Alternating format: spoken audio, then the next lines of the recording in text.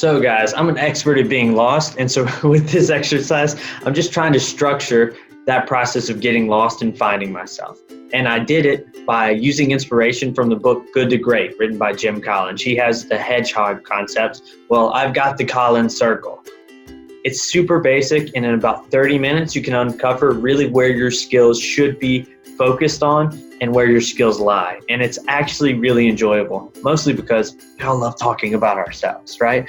So what you're gonna do is you're gonna respond to the question with as many Post-its as possible with one idea per Post-it. And I'm gonna explain the 3 steps, well, 4, as we go through it. All right, here we go. So the Collins circle. Step 1, respond to the simple question of what are you naturally good at? What are you gifted in? What comes to you extremely easily?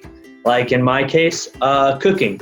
I'm a good cook, go figure. That's probably why I'm a round boy. I'm a good cook.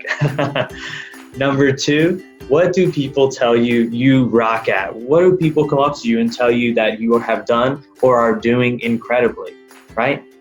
Get those out, write as many as you can in every single one of these. And if you need to phone a friend, call up 5 or 6 people and just ask them about what they've seen you do really well in the past.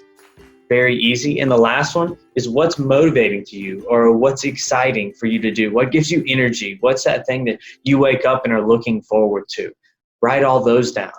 All right, so now you've got your 3 circles complete about what you're naturally gifted at, what others tell you you are great at, and then what gets you excited. And notice they're not always going to be all the same, and that's a good thing.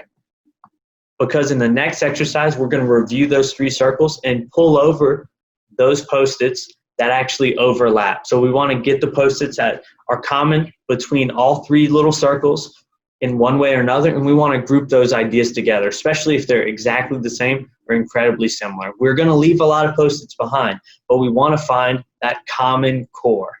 And once we have that common core, we'll have like a well-defined area of skills that we really need to have in our daily lives, because it's awesome to feel great at something. It's awesome to hear you're great at something, and it's awesome to be excited about something.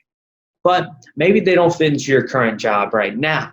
So respond to these 3 questions. How do you find yourself using these skills right now at your job? Respond with basically a small paragraph. In the second question, how might you integrate them more often into your job? So there's always an opportunity, a little wiggle room to take those skills that really are something we should be using all the time and put those in our daily lives. So how might you instill those into your daily lives?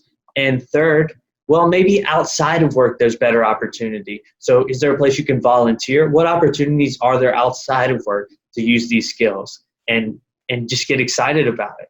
So in about 30 minutes, you can run through this exercise.